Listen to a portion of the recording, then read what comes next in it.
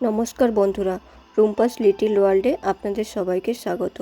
আজ আমি আপনাদের সাথে শেয়ার করতে চলেছি একদম সিম্পল আর পবিত্র ব্রতের থালি। যারা ব্রত রাখেন, বিশেষ করে মহাশিবরাত্রি বা অন্য যে কোনো উপবাসের দিনে, তাদের জন্য এই থালিটা একদম পারফেক্ট হবে। আজকের থালিতে আছে মিলেট পোলাও, জিরা আলু, সাবুদানার খিচুড়ি, সাবুদানা এবং আলু বাদাম দিয়ে ভর্তা করে লাড্ডুর আকারে করে নিয়েছি। এখানে ধনেপাতার চাটনি, শসার রায়তা এবং কিছু কাটা ফল নিয়ে নিয়েছি। সব কিছু একদম পেঁয়াজ রসুন ছাড়া সাত্ত্বিকভাবে তৈরি। আজকে আমি সাধারণ নুনের জায়গায় ব্রতের উপযোগী সেন্ধা নমক ইউজ করেছি। চলুন এবারে শুরু করি। মিলেট পোলাও বানানোর জন্য আমি প্রথমে মিলেটটাকে 3-4 বার ধুয়ে নিয়েছি। তারপরে 15-20 মিনিটের মতো ভিজিয়ে রেখেছিলাম। তারপর নুন জল দিয়ে সিদ্ধ করতে দিয়ে দিয়েছি। আর অন্যদিকে নিয়েছি কিছু সবজি, কিশমিশ, কাজু, মটরশুঁটি আর ধনেপাতা কুচি। এরপর আমি প্রথমে তেল গরম করে কাজুটা ভেজে নেব।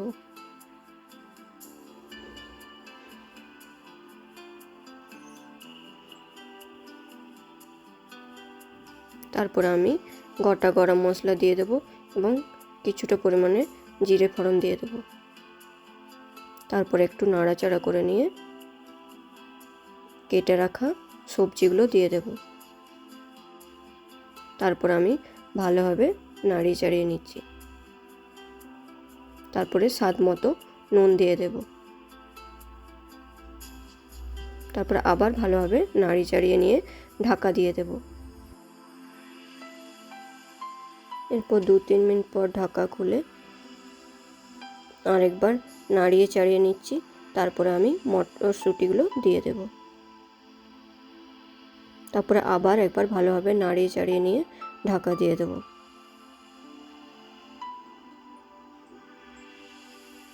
এরপরে আবার ঢাকা খুলে আরেকবার নাড়িয়ে চাড়িয়ে নিচ্ছি।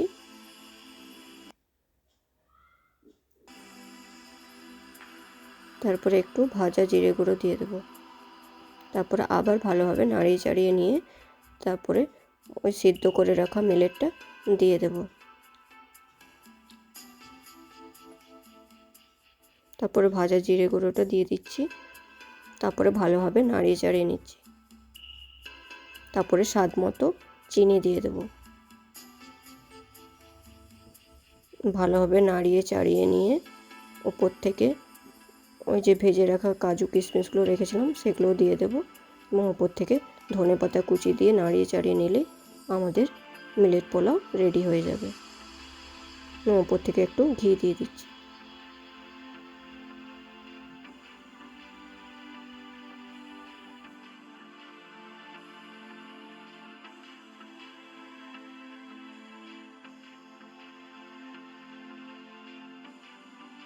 এই দেখুন আমাদের মিলেট পোলাও তৈরি হয়ে গেছে।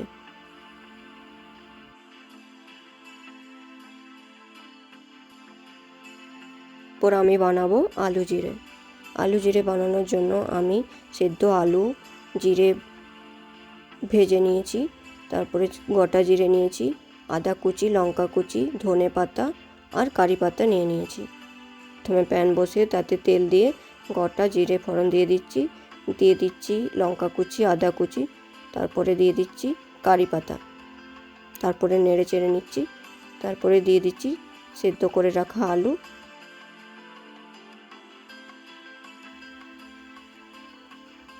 তারপরে ভালোভাবে নেড়ে চেড়ে নিচ্ছি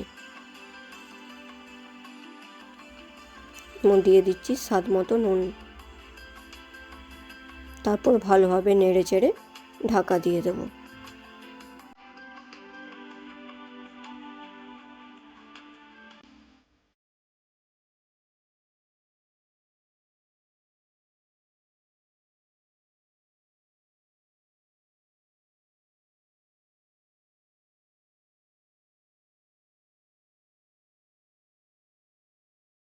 এরপর 3-4 মিনিট পর ঢাকা খুলে আরেকবার নাড়িয়ে চাড়িয়ে নিচ্ছি।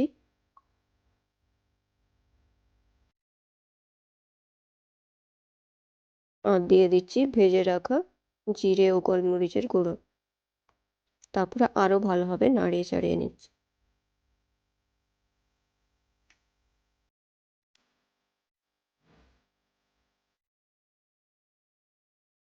এবং উপর থেকে দিয়ে দিচ্ছি ধনেপাতা কুচি। তাহলে রেডি হয়ে গেল আমাদের আলু জিরা।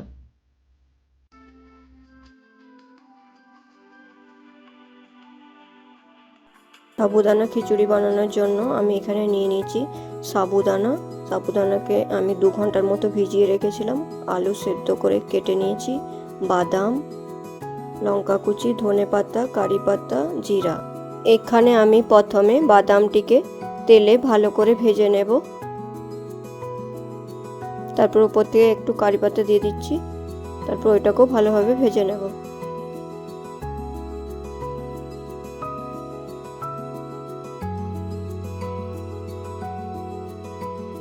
তারপর একটা প্যান বসিয়ে তাতে তেল দিয়ে তারপর জিরে দিয়ে দিচ্ছি। তারপরে একটু আদা কুচি দিয়ে দিচ্ছি।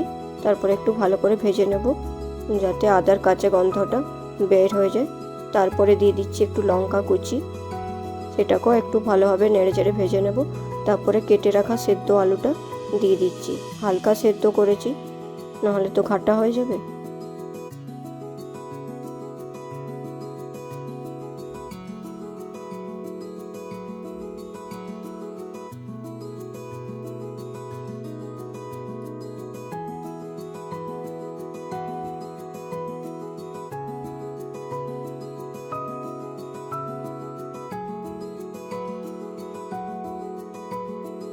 তারপর আমি ওপর থেকে কারি পাতা দিয়ে দিচ্ছি। তারপর আবার ভালোভাবে নাড়িয়ে চাড়িয়ে নেব।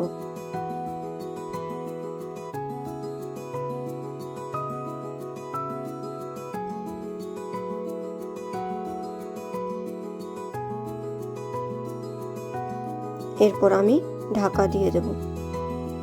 এই যে আমি ঢাকাটা খুলে একবার নাড়িয়ে চাড়িয়ে নিচ্ছি।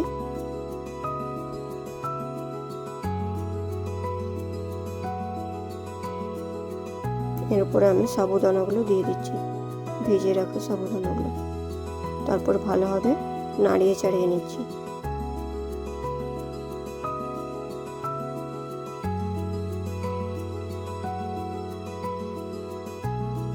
তারপর আমি এখানে ভেজে রাখা জিরে এবং গোলমরিচ যে ভেজে রেখেছিলাম সেটার গুঁড়োটা দিয়ে দিচ্ছি।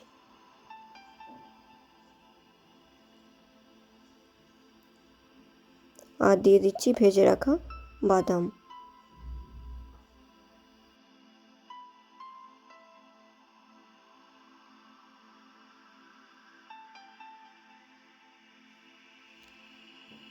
তারপর কিছুক্ষণের জন্য ঢাকা দিয়ে দেব।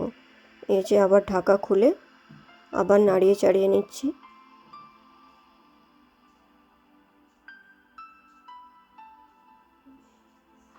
ওপর থেকে দিয়ে দেব ধনেপাতা কুচি, আর দিয়ে দেব কাগজির রস। তারপর আরও একবার ভালোভাবে নাড়িয়ে চাড়িয়ে নেব।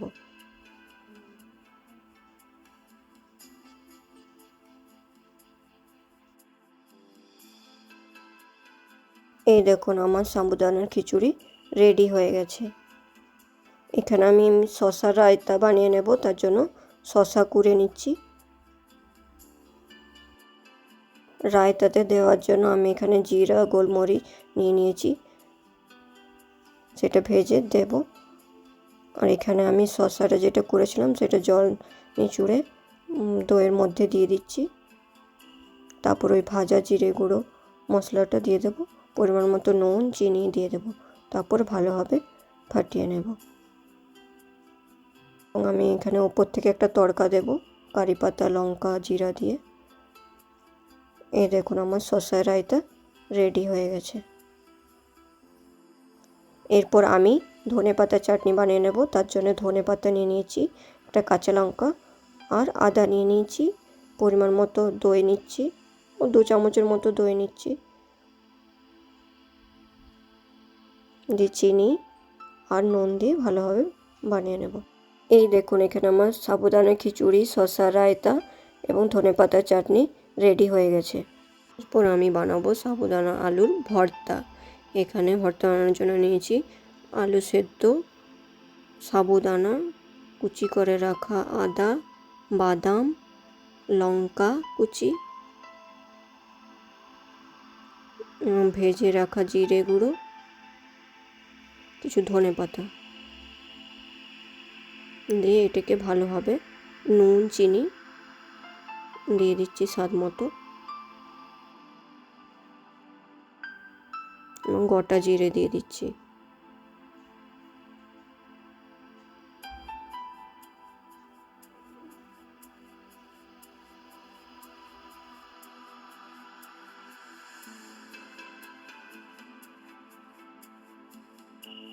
তারপরে এটাকে ভালোভাবে মেখে একটু প্যানে ফ্রাই করে নিলে তৈরি হয়ে যাবে ভর্তা। তারপরে আমি এটাকে লাড্ডুর আকারে করে নেব। এই যে আমি এখানে মেখে নিচ্ছি, তাহলেই আমাদের ভর্তা তৈরি হয়ে যাবে। আমি এবারে থালিটা সাজিয়ে নিই। এই যে এখানে আমি মিলেট পোলাও নিয়ে নিয়েছি, তারপরে দিচ্ছি বাটিতে করে জিরে আলু, সাবুদানার খিচুড়ি, আলু সাবুদানার ভর্তা লাড্ডুর আকারে করে নিয়েছি, কিছু কাটা ফ্রুটস নিয়ে নিয়েছি, ধনেপাতা চাটনি আর শসার রায়তা। এই দেখুন আমার পুরো থালি তৈরি হয়ে গেছে। যদি আপনাদের এই ভিডিও ভালো লেগে থাকে অবশ্যই লাইক শেয়ার কমেন্টে জানাবেন এবং সাবস্ক্রাইব করে নেবেন। দেখা হচ্ছে পরবর্তী ভিডিওতে। Bye bye.